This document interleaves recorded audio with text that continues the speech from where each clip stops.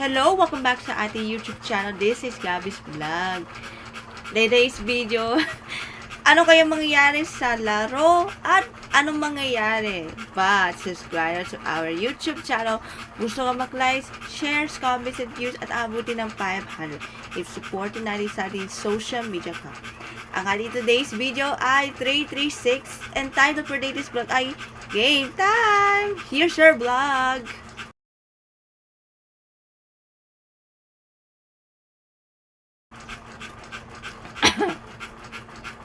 Okay, panoorin natin ang highlights.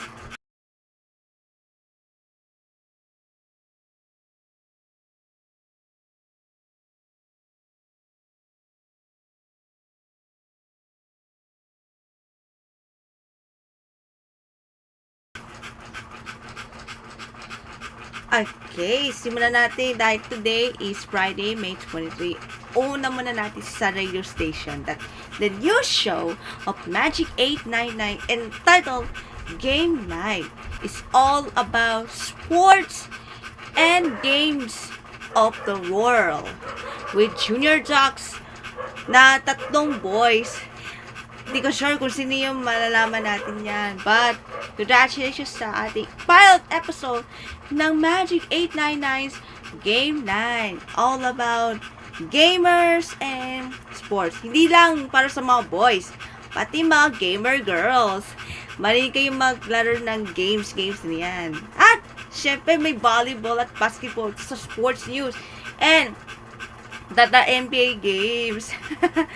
Kasi kanina, parang Western or Eastern. But, ano yung team kaya mananalo sa ating Western Conference and Eastern Conference?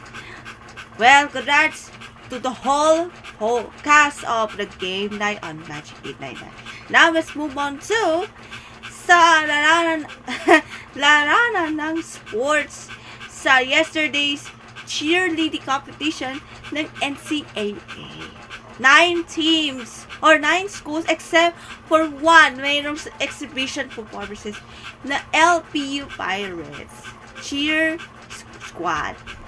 Sayang, dapat sana hindi sa exhibition, dapat sa main performances. Sayang. Kasi season 100 dapat 10 teams. Bakit 9 na lang yung sa cheerleading? Kakalungkot. Pero ito yung may performances of Shanti for the promoting the new shows and Maka shows airing every Saturday. For the song like Jenny and the Camila Cabello song. And here are the winners of the NCAA 100 cheerleading competition. Second runner-up, Letran Pep Squad. While the first runner-up is the Altas Pep Squad, and the champion goes to AU Chief Squad on its 6th peak with head coach Lucky San Juan. Congratulations to the AU Arellano Chief Squad. And for our entertainment news, pero sports pa rin, that the Family Feud episode yesterday about Pinay wrestlers versus the UP Dragon Ball 3.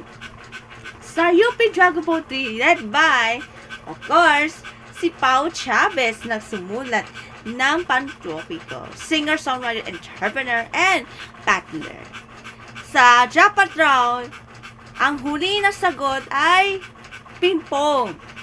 May pogi, may volleyball, at syempre may one and pusa. That won 200,000 pieces! Yay! Congratulations to the UP Dragon Ball 3. Nanalo ng jackpot prize of 200k.